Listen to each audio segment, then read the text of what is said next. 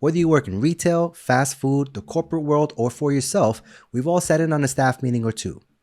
Many. That are often too long. And worst of all, too boring. Frequent long staff meetings can be a bad thing for several reasons that I'm going to point out, and we're going to start right now.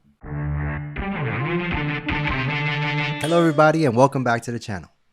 Staff meetings. Everyone hates them for being an all too frequent thorn in our sides. But why exactly? Reasons can go on for days, but I'm going to start with a few key reasons, starting with reduced productivity. Too long or too frequent meetings reduces productivity. According to Forbes and a number of other sources, around 83% of employees spend up to 1/3 of their entire work week in meetings, with 30% of workers spending more than 5 hours in meetings each. And this has seen a steady yearly increase of 8 to 10% since 2000. Aside from the statistic, meeting so often hinders its effectiveness as a whole by causing a lack of engagement. If a meeting goes on for too long or is executed too frequently, attendees will eventually disengage and stop actively contributing to the discussion or just stop giving a shit overall. This can result in a lack of ideas and perspectives being shared, which can limit the effectiveness of the meetings and add to the overwhelmingly amount of time wasted. Time spent in long meetings is time taken away from other important tasks, creating work backlogs and missed deadlines that you would likely use the same meeting to complain about.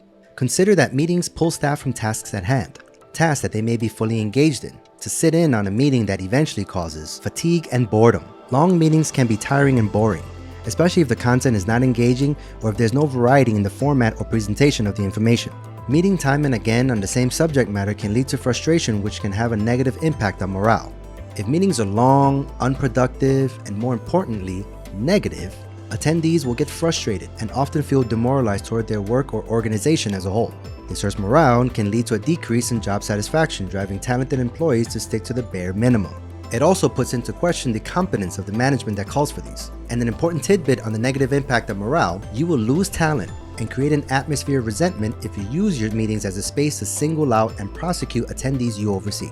Even if you have an employee that is epically problematic and total dog shit at their job, present your case and corrective actions in private with the appropriate attendees, not the whole team. This way you keep overall morale up and don't needlessly face reduced retention. Long, unproductive meetings can contribute to employee burnout and turnover. If employees feel that their time is being wasted in unproductive meetings, they may begin to look for employment opportunities elsewhere, if for nothing else than to just get the hell away from this job that keeps wasting their time.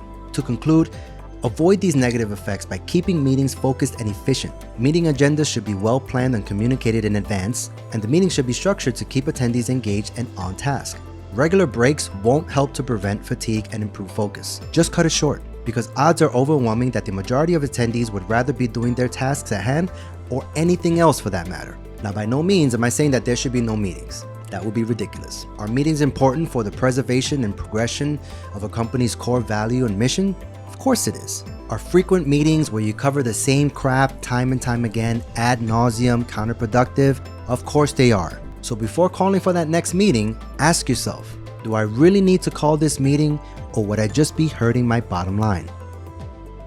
Now I want to hear from you. Comment below, how much time do you think you lose in a given week to meetings that could have been an email? And if you like this video, be sure to give it a thumbs up and hit the subscribe and notification button so you get notified of all my videos when they release. And as always, thanks for watching.